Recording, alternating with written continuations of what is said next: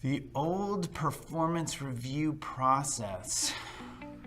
Antiquated. Just dreadful. Painful. Well, as you ask that question, my heart rate goes up. Check-in is the result of really getting feedback. It was awkward. Challenging. On what was working and what was not working relative to our performance review. There was this sense of dread because you knew you were about to lose 2 weeks of your life. And the feedback was far from glowing. Boring. Contentious. It's just a really painful, awkward event. We would have managers spend hours. The process felt unnatural. I remember thinking the process of being ranked and rated with my team members was a little weird. It's like a bell curve. Rating and ranking is like going to school in which you're not able to study for the exam. They were actually just kind of soul-crushing. Humiliating. We needed to really disrupt our performance review process.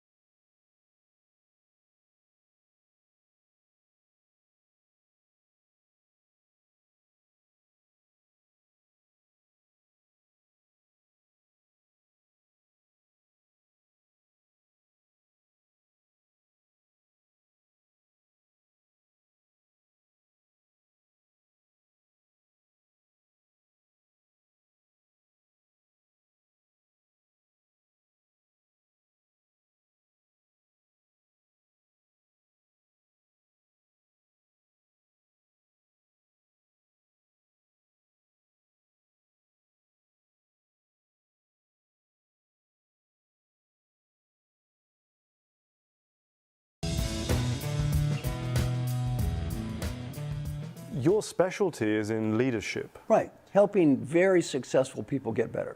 So if you do a Google search, helping successful leaders, the first 500 hits, 450 are me. That's what I do. Helping successful leaders achieve positive long-term change in behavior. That's my area of specialty. But you say that one of the three things that you do One is... thing you do, Sue, you say but all the time. Do I say but? Over and over. You've probably done it 7 or 8 times. Now, and every time you say but, I'm going to say $20. I find my clients $20 if they start sentences with but, because but means kind of prove the other person is wrong. So yeah, it's a bad habit with this but thing. I'll accept that. Very Thank good. you. And you can donate all the money to the charity of your choice.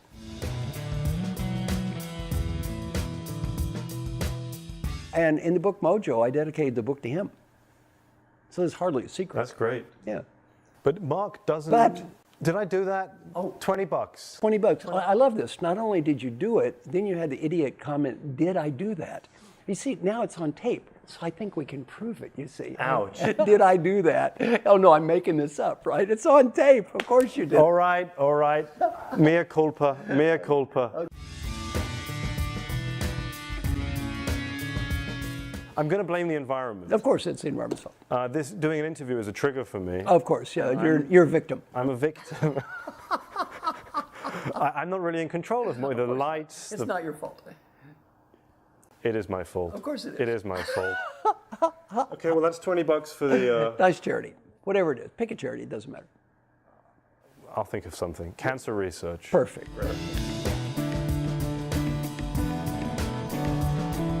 So I've got to carefully choose the beginning of my sentence. Now, let's talk about this.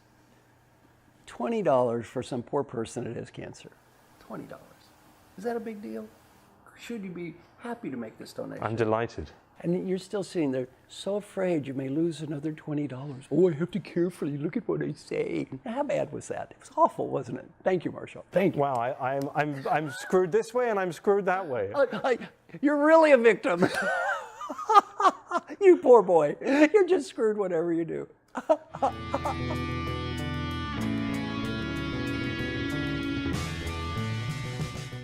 Can you have it both ways? I mean, you prescribe the things that we're doing wrong, and we agree.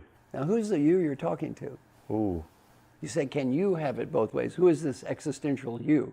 No, it's you personally. No. Oh, the other word you don't start sentences with is no, but, or however. I should have told you that. I'll let you pass that one. But am I failing the manners test? Well, yeah. My clients, I find them $20 every time they start a sentence with no, but, or however. So I'm working with this one guy, and I said, now, if you do this, I'm going to find you $20. He said, but Marshall, 20. No, 40. No, 60, 80, 100. He lost $420 in an hour and a half. It's an amazing habit. It's very deep and instinctive. Our instinctive tendency is to prove people wrong and to prove we're right.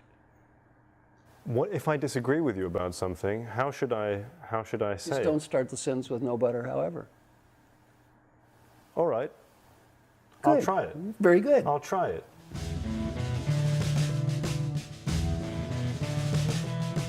Marshall, it works. It's wonderful, but I'm gonna have to keep the but. It's a personal but. Again. But it's no excuse. Another but. It's no excuse. You see that other but, it really didn't count. You did it a lot. I have to go back and look at how many times you've done that. But really didn't count. You see, I don't have to give money to the little kiddies for that one, Marshall. It didn't count. Followed by another but, just in case I missed that. I'm gonna prostrate myself like this. I'm just doing the, oh Father, I have sinned. Forgive me. And I'm going to pay for it.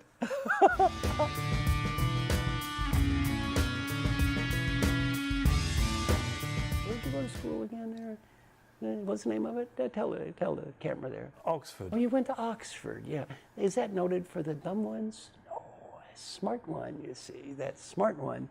Well, it's pretty hard when you're programmed to believe you're the smart one not to be smart all the time. Not you, of course, but others may fall into this trap, you see. No, but so. No but? You just said no but. Oh my gosh. That's 40 more. I did not agree to the no's. Oh, he's negotiating. Some poor child with cancer is not going to get the $20 they deserve. Is that what you just did? You just did that, didn't you? Wasn't that terrible? It's like a vice. It's like an emotional vice.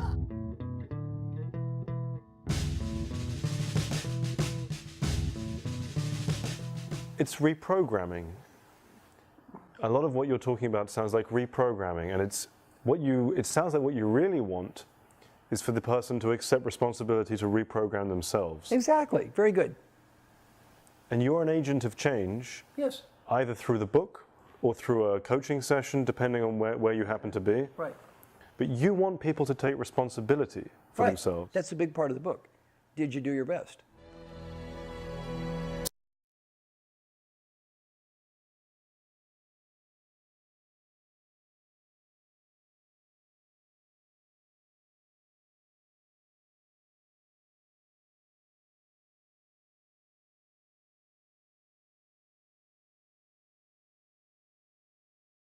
So we're in 2012. Donna makes the announcement on behalf of the company that annual performance is going away. Yeah, that was the big news. I was ecstatic.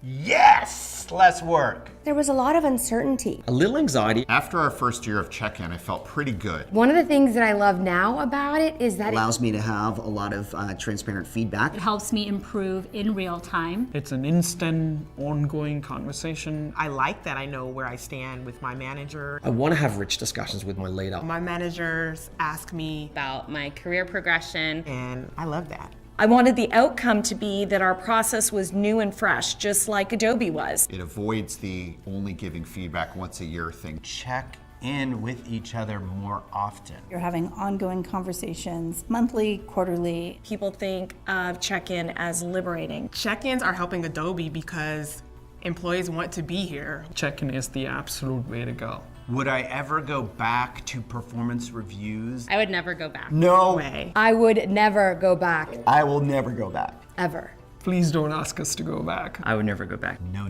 There's absolutely no way we are ever going back to the performance review. It's done.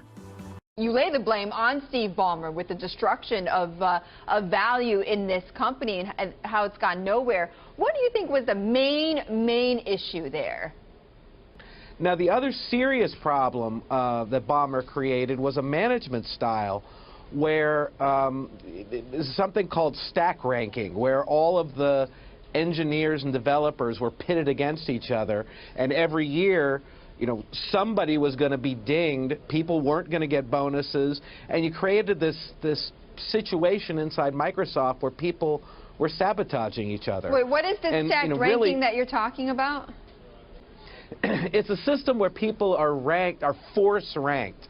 In other words, if there are 5 people, 2 of them are going to be ranked well, 1 of them is going to be ranked middle, 1 of them is going to be ranked as below average, and 1 of them is going to be ranked as get out the door.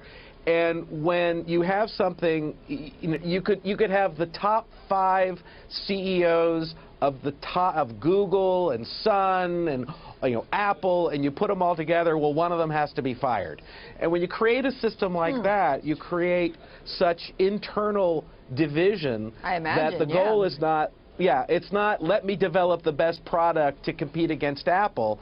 It's, well, that's secondary. Let me make sure I'm not the one who's fired this year or that I get the bonus. We are not sure that spending all that time in performance management been yielding a great outcome. Once a year, I'm going to share with you what I think about you.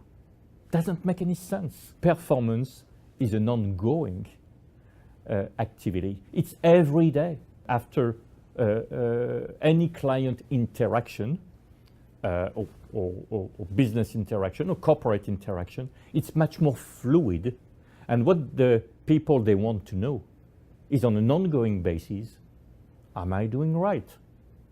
Am I moving in the right direction? Do you think I'm progressing? And nobody going to wait an annual cycle to get the feedback. Now it's all about instant performance management.